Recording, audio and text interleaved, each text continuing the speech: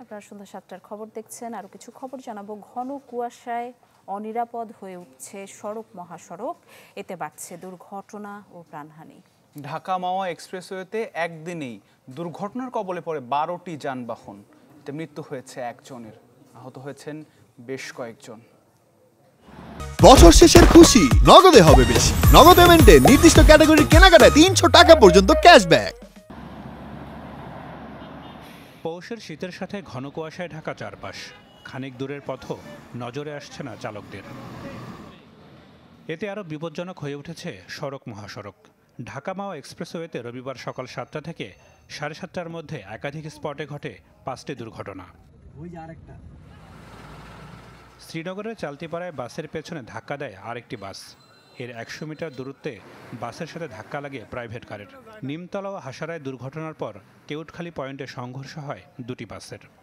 সামনের একটা গাড়িতে দুটো চাকা পাঞ্চার হয়, বিকট শব্দ হয়। তখন আমি সিঁড়ির উপরে দাঁড়াই দিয়ে সামনের গাড়িটা তাওয়াইতেছে মামার গাড়িটা যাই মিজান গাড়ি কানায় লাগাই দিয়েই আইলেন লাগে উঠে দিতেছে এবং এতে মিজান গাড়ি অনেক ক্ষয়ক্ষতি হয়। খবর পেয়ে ঘটনাস্থলে যায় পুলিশ ও ফায়ার সার্ভিস। উদ্ধার করে আহতদের নেওয়া হয় উপজেলা স্বাস্থ্য কমপ্লেক্সে। সেখানে মারা যান ফরহাদ নামে একজন। একটা হলো চাকা পাঞ্চার, একটা হচ্ছে ওভারটেকিং মানে আইল্যান্ডে ধাক্কা মারা, এবং বাকিগুলো হলো ঘন কুয়াশার কারণে পিছন থেকে একে অপরকে ধাক্কা মারা।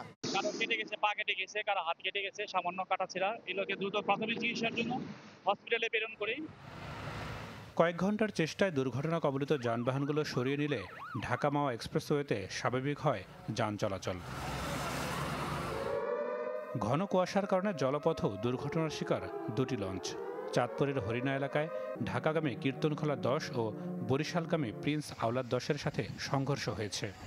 অনেক ঘন কুয়াশা, যে ড্রাইভারটা ছিল বা সুপারভাইজার ছিল, কেরানি ছিল, ওরা খুব দক্ষ ছিল। আওলাদ 10 আর এই কীর্তনখোলা 10 সামনাসামনি সম্মুখ হয়েছে, পরে ওই লঞ্চ ঘুরে গেছে আর আওলাদ 10-এর নিচের তলা ফাইটা গেছে। কুয়াশার সময় একটা লঞ্চ, যাত্রীবাহী লঞ্চ কিভাবে পরিচালনা করবে আমরা আগেই ওনাদের সতর্ক করেছি এবং লিখিত চিঠিও দিয়েছিলাম।